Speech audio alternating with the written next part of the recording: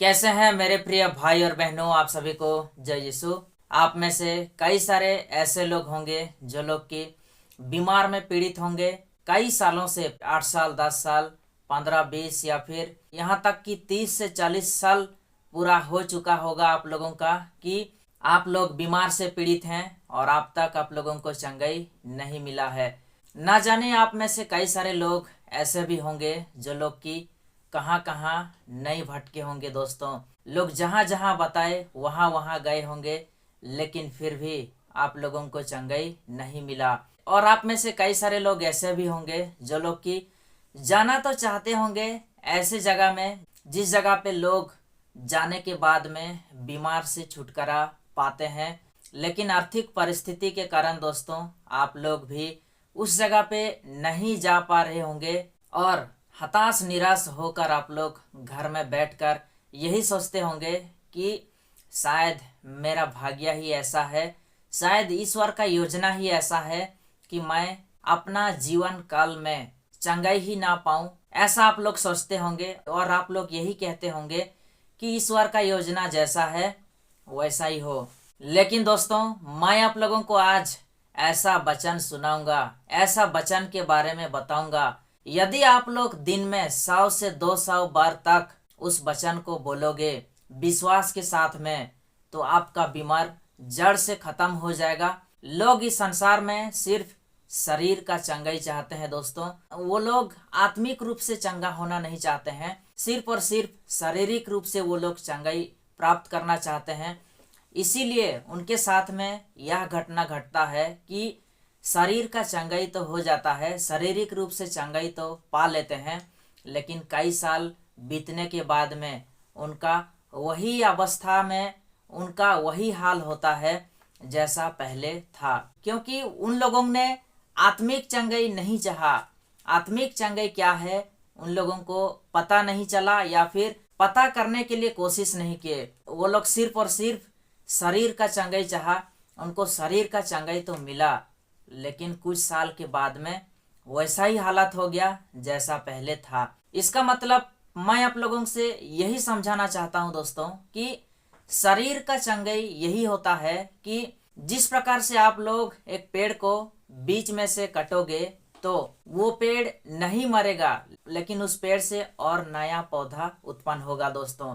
लेकिन उसी पेड़ को यदि आप लोग जड़ से खत्म कर दोगे तो वो पेड़ पूरा जड़ से खत्म और उस पेड़ कभी जिंदा नहीं होगा, वह पूरा जड़ से खत्म हो जाएगा।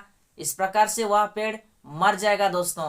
तो ठीक उसी प्रकार आप लोग भी यदि शरीर का चंगाई नहीं बल्कि आत्मिक चंगाई क्या है उसके बारे में जानने के लिए कोशिश करोगे, आत्मिक चंगाई यदि आप लोग प्राप्त करोगे तो आपका बीमार जड़ से खत्म और आपके पास वो बीमार दोबारा से कभी लौट के नहीं आएगा, क्योंकि आप लोगों ने शरीर का चंगाई नहीं आत्मिक चंगाई चाहा और आप लोगों को आत्मिक चंगाई मिला। आज मैं आप लोगों को जो वचन सुनाऊंगा दोस्तों, सच बता रहा हूं, यदि आप लोग विश्वास के साथ में दिन में 100 से 200 बार तक उसी वचन को बोलोगे तो आपका बीमार जड़ से खत्म होने से कोई शैतानी शक्ति आप लोगों को रोक नहीं सकता दोस्तों। और ना तो आपको इधर उधर जाने की जरूरत है, ना तो आपको इस संसार का किसी कोने में जाने की जरूरत है और ना ही किसी जगह पे आप लोगों को जाने की जरूरत है, बल्कि आप लोगों को सिर्फ और सिर्फ एक बाइबल हाथ में लेना है और उसी वचन को 100 से 200 बार तक बोलते रहना है विश्वास के साथ में। लेकिन मैं चाहता हूं दोस्तों कि आप लोग शायद ही शायद इससे पहले और कई सारे मेरा ऐसे वीडियोस देखे होंगे, लेकिन आज मैं आप लोगों को इस वीडियो के अंदर में जो वचन सुनाऊंगा, जिस वचन के बारे में बताऊंगा, यदि आप लोग इस वचन को अंत तक सुनोगे, इस वीडियो को अंत तक देखोगे, तो आप लोगों को आपका आत्मिक चंगाई पाने से कोई शैतानी शक्ति भी रोक नहीं सकता दोस्तों। तो आइए दोस्तों, हम लोग चलते हैं उस वचन की ओर, जिस वचन को सुनने के बाद में आपका विश्वास और मजबूत होगा और इस प्रकार से आप लोगों को आत्मिक चंगाई भी मिलने में इस वचन आप लोगों को सहायता करेगा दोस्तों। संत मार्कुस लिखित सुसमाचार का अध्याय 11 का 12 से 14 तक और 20 से 25 तक। फलहीन अंजीर का पेड़। दूसरे दिन जब वे बेथानिया से आ रहे थे तो ईसा को भूख लगी। वे कुछ दूरी पर एक पत्तेदार अंजीर का पेड़ देखकर उसके पास गए कि शायद उस पर कुछ फल मिले। दोस्तों, इस वचन से हमें फलहीन अंजीर का पेड़ के बारे में संदेश मिलता है, जानकारी मिलता है। आइए हम लोग जानते हैं कि क्या है फलहीन अंजीर का पेड़, उसका रहस्य क्या है। दूसरे दिन यीशु मसीह और उनके चेले बेथानिया से वापस आ रहे थे तो उस समय यीशु मसीह को भूख लगी। वे कुछ दूरी पर एक पत्तेदार अंजीर का पेड़ देखकर उसके पास गए कि शायद उस पर कुछ फल मिले। यीशु मसीह और उनके शिष्यों ने कुछ दूर पर देखा कि एक अंजीर का पेड़ है और उसके पास गए इसलिए कि उस पेड़ पर कुछ फल मिले और उस फल को खाएं ताकि उनका भूख मिटे। किंतु पास आने पर उन्होंने पत्तों के सिवा और कुछ नहीं पाया क्योंकि वह अंजीर का मौसम नहीं था। किंतु जैसे ही वे उस अंजीर का पेड़ के पास गए उन्होंने देखा कि एक भी फल उस अंजीर का पेड़ में नहीं था, सिर्फ पत्तों से वो पेड़ भरा हुआ था। दोस्तों, क्यों? क्योंकि वो अंजीर का मौसम नहीं था, अर्थात उस पेड़ का फल देने का समय नहीं आया था। ईसा ने पेड़ से कहा, फिर कभी कोई तेरे फल ना खाए। उनके शिष्यों ने उन्हें यह कहते सुना। उसके बाद में दोस्तों ईसा ने उस पेड़ से कहा कि फिर आज के बाद में कोई कभी तेरा इस पेड़ का फल नहीं खाए।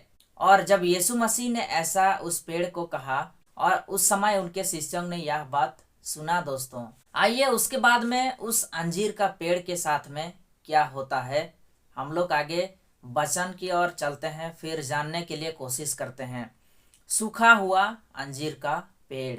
प्रातः जब वे उधर से आ रहे थे तो शिष्यों ने देखा कि अंजीर का वह पेड़ जड़ से सूख गया है। जब यीशु मसीह और उनके शिष्यों ने उधर से आ रहे थे उस समय उनका शिष्यों ने देखा कि जिस अंजीर का पेड़ को यीशु मसीह ने यह शाप दिए थे कि आज के बाद में तेरा इस पेड़ का फल कोई ना खाए, और सच में दोस्तों उनका शिष्यों ने देखा कि उस पेड़ जड़ से सूख गया है। पेतरुस को वह बात याद आई और उसने कहा, गुरुवर देखिए, अंजीर का वह पेड़ जिसे आपने शाप दिया था सूख गया है। पेतरुस को वह बात याद आई जो यीशु मसीह ने इस अंजीर का पेड़ को शाप देते हुए यह कहा था कि आज के बाद में और कोई तेरा इस पेड़ का फल ना खाए। फिर पेतरुस ने यीशु मसीह को कहते हैं कि गुरुवर देखिए, अंजीर का वह पेड़ जिसे आपने शाप दिया था सूख गया है। उस समय यीशु मसीह आगे कहते हैं, ईसा ने उन्हें उत्तर दिया, ईश्वर में विश्वास करो। मैं तुम लोगों से यह कहता हूँ, यदि कोई इस पहाड़ से यह कहे उठ समुद्र में गिर जा और मन में संदेह ना करे बल्कि यह विश्वास करे कि मैं जो कह रहा हूँ वह पूरा होगा, तो उसके लिए वैसा ही हो जाएगा। तब यीशु मसीह उनका शिष्यों से कहते हैं दोस्तों कि यदि कोई इस पहाड़ से कहे, उनके पास में जो पहाड़ था उस पहाड़ का उदाहरण देते हुए यीशु मसीह ने उनका शिष्यों से कहते हैं कि यदि कोई इस पहाड़ से कहे कि उठ समुद्र में गिर जा और मन में संदेह ना करे, अर्थात जो व्यक्ति उस पहाड़ को कहे कि उठ और समुद्र में गिर जा और मन में यदि वो संदेह ना करे बल्कि यह विश्वास करे कि मैं जो कह रहा हूँ वह पूरा होगा। जब वो उस पहाड़ को यह कहते समय कि उठ और समुद्र में गिर जा और मन में यदि संदेह न करे बल्कि वह यह विश्वास करे कि वो जो कह रहा है वह पूरा होगा, तो उसके लिए वैसा ही हो जाएगा। अर्थात आगे यीशु मसीह यह कहते हैं दोस्तों, इसीलिए मैं तुमसे कहता हूँ, तुम जो कुछ प्रार्थना में मांगते हो विश्वास करो कि वह तुम्हें मिल गया है और वह तुम्हें दिया जाएगा।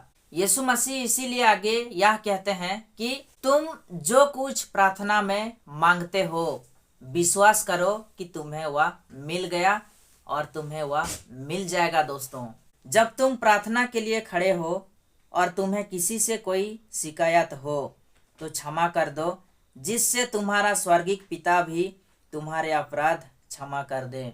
यीशु मसीह आगे कहते हैं कि जब तुम प्रार्थना के लिए खड़े हो, प्रार्थना में आप यदि कुछ मांगना चाहते हो और उसके लिए आप यदि खड़े हो और तुम्हें यदि किसी से कोई शिकायत है, जैसे कि यदि आपको लगता है कि किसी के साथ में आपने दुश्मनी किया है या फिर आपके विरुद्ध में कोई यदि झूठा आरोप लगाया है या फिर आपको आप बेगुनाह हैं फिर भी आपको यदि वो गुनहगार ठहराया है, इस प्रकार से यदि किसी के साथ में आपका शिकायत है कुछ भी बातों को लेकर, कुछ भी घटनाओं को लेकर, तो आप सबसे पहले उन्हें माफ कर दो ताकि स्वर्गीय पिता भी तुम्हें माफ कर देंगे। मैं सच बता रहा हूं दोस्तों, यदि आप लोग इस वचन को दिन में 100 से 200 बार तक बोलते रहोगे विश्वास के साथ में, तो आपको आत्मिक चंगाई पाने से कोई नहीं रोक सकता। और जब आपको आत्मिक चंगाई मिल गया और आपके पास वो बीमार कभी वापस लौट के नहीं आएगा। दोस्तों, इस वचन आप लोगों का जीवन में इतना बदलाव लाएगा, इतना विश्वास भर देगा। आप लोग जो कुछ भी मांगते हो यदि विश्वास के साथ में मांगोगे और 1% भी संदेह ना करोगे कि आप जो मांग रहे हैं वो तुम्हें मिलेगा, तो समझो वो तुम्हें मिल गया। अर्थात आपके अंदर में थोड़ा सा भी संकोच नहीं होना चाहिए, थोड़ा सा भी संदेह नहीं होना चाहिए कि मैं जो मांग रहा हूँ कहीं वो मिलेगा या फिर नहीं। कई सारे लोग उनका जीवन में यह गलती कर देते हैं दोस्तों कि कई साल बीत जाता है यीशु मसीह के ऊपर विश्वास करते हुए, उनको वचन के बारे में जानकारी नहीं होने के कारण वो लोग कुछ साल बीतने के बाद में यीशु मसीह से उनका विश्वास घट जाता है और इस प्रकार से वो लोग संदेह करने लगते हैं कि मेरे को चंगाई मिलेगा या नहीं। और जो लोग सिर्फ चंगाई प्राप्त करने के लिए यीशु मसीह के ऊपर विश्वास करते हैं, जब उनको चंगाई नहीं मिल जाता है तो वो लोग यीशु मसीह को छोड़ के वापस लौट आते हैं, यीशु मसीह को पूरा उनका जीवन भर के लिए छोड़ देते हैं और यीशु मसीह को यह दोष लगाते हैं दोस्तों कि यीशु मसीह झूठा है, कोई चंगाई नहीं मिलता, जो लोग कहते हैं वो सब कुछ झूठा है। यहाँ तक कि दोस्तों उन लोगों को सच पता होता है कि कई सारे लोगों को चंगाई मिल चुका होता है, लेकिन फिर भी वो लोग जब उनका जीवन में वह घटित नहीं होता तो वो लोग हताश निराश हो जाते हैं और यीशु मसीह से वापस मुंह मोड़ लेते हैं दोस्तों। लेकिन आप सभी कोई एक तालाब के पास में बैठा हुआ बीमार व्यक्ति के बारे में जानते होंगे जो कि 38 साल तक इंतजार किया चंगाई प्राप्त करने के लिए। उसको कोई भी व्यक्ति, उसके साथ में कोई ऐसा व्यक्ति नहीं था या फिर उसको साथ देने के लिए कोई ऐसा साथी नहीं मिला कि उसको जब पवित्र आत्मा जब आता है उस तालाब में और जब लहरी मारने लगता है, जब पानी हिलने लगता है, तो जो व्यक्ति उस तालाब के अंदर में सबसे पहले जाएगा वही चंगाई पाएगा। सभी जितने लोग भी चंगाई पाए, चाहे वो किसी भी बीमार में पीड़ित क्यों ना हो, जितने लोग भी उससे पहले चंगाई प्राप्त किए, उनके साथ में उनको साथ देने के लिए लोग थे, लेकिन वो अकेला था, उसको साथ देने के लिए कोई नहीं थे दोस्तों। लेकिन फिर भी वो 38 साल तक इंतजार किया, यह विश्वास के साथ में कि एक ना एक दिन ऐसा घटना मेरे साथ में घटेगा कि मैं चंगाई पाऊंगा, मैं बीमार से ठीक हो जाऊंगा। एक ही विश्वास के साथ में वो 38 साल समय बिताया उसी एक जगह पर। और एक दिन ऐसा समय आता है, उसी रास्ते होकर जब यीशु मसीह जा रहे थे, उनको यह खबर मिला कि एक व्यक्ति है जो कि 38 साल से उसी जगह पर बैठा हुआ है, यही विश्वास के साथ में, यही उम्मीद के साथ में कि एक ना एक दिन उसको चंगाई मिलेगा। यीशु मसीह उसके पास जाते हैं और उसको यह कहते हैं कि क्या आप बीमार से चंगाई होना चाहते हो, क्या आप बीमार से ठीक होना चाहते हो। वह व्यक्ति कहता है, जी हाँ गुरुजी, मैं ठीक होना चाहता हूँ, लेकिन मेरे को साथ देने के लिए कोई नहीं है, इसलिए मैं आज तक चंगाई नहीं हो पाया। लेकिन यीशु मसीह कहते हैं, यदि आप बीमार से ठीक होना चाहते हो तो उठो, खड़े हो जाओ। तुरंत उस व्यक्ति उस जगह से खड़ा होकर अपना बोरिया बिस्तर पकड़ के चलने लगता है दोस्तों। पूरा कंप्लीटली हील, उसको पूरा चंगाई मिल जाता है।